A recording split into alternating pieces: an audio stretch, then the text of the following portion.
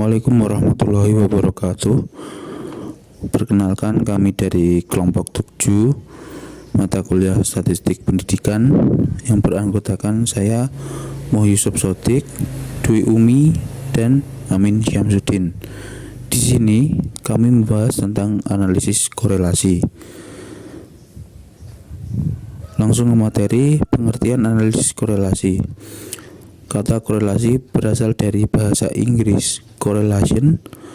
Dalam bahasa Indonesia sering diterjemahkan dengan hubungan atau saling berhubung atau hubungan timbal balik.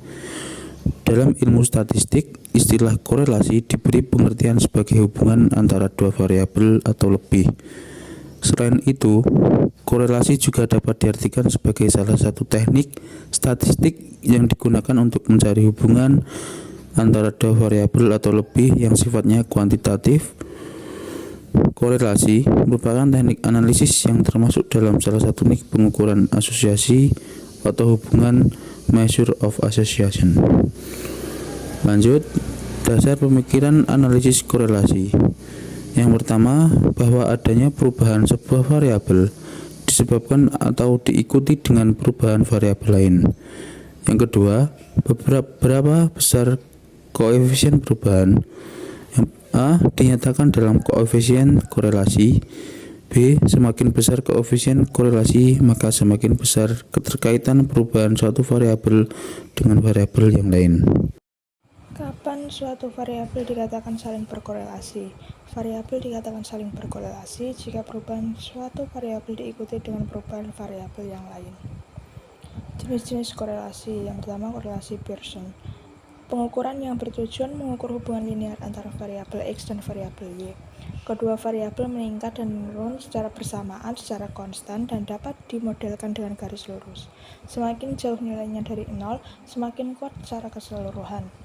Nilai 1 menandakan hubungan linear positif, yaitu ketika satu variabel bertambah dan variabel lainnya juga bertambah.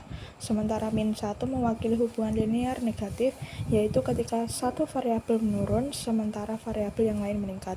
Yang kedua, korelasi Spearman.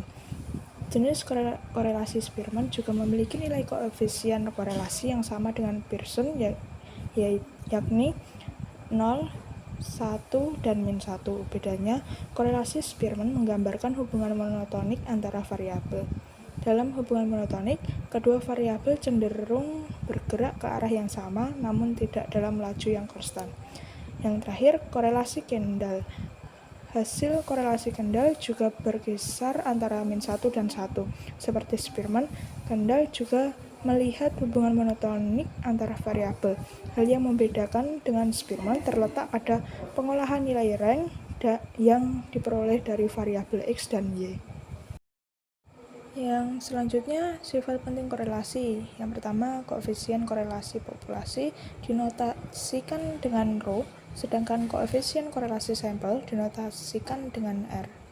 Yang kedua, koefisien korelasi bernilai antara min 1 sampai 1. 3. Jika X dan Y yang diamati adalah dua variabel yang saling bebas, maka R sama dengan 0. Terakhir, koefisien korelasi mengukur derajat hubungan dan tidak dapat diinterpretasikan sebagai hubungan kausal atau sebab akibat.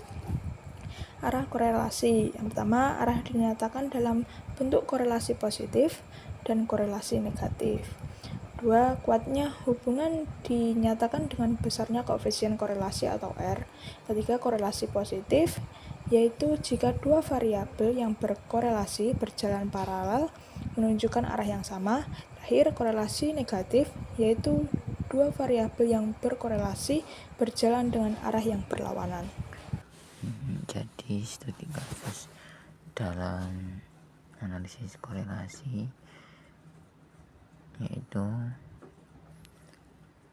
seorang mahasiswa melakukan survei untuk meneliti apakah korelasi antara pendapatan mingguan dan besarnya tabungan mingguan di koperasi tunas bangsa.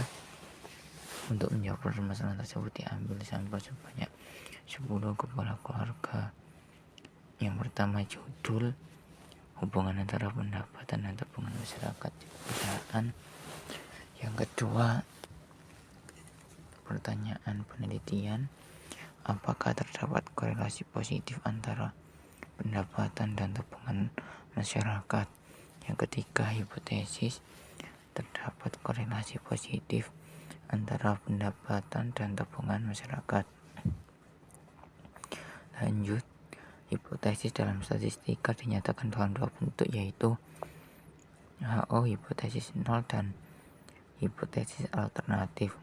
HO dan H1 bertolak belakang, tidak mungkin dua-duanya ditolak dan tidak mungkin dua-duanya diterima.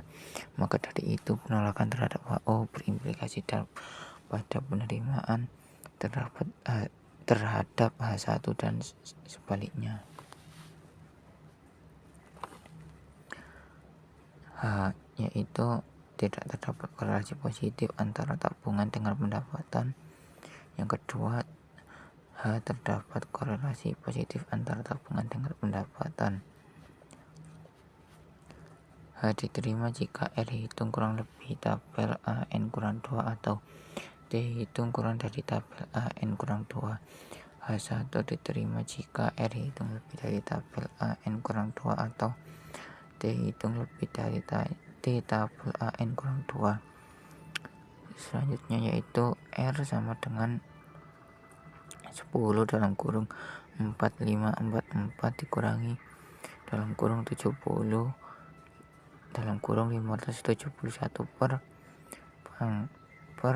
dalam kurung 10 dalam kurung 546 dikurangi dalam kurung 70 pangkat 2 dalam kurung 10 38161 dikurang dalam kurung 571 pangkat 2 sama dengan 0,981.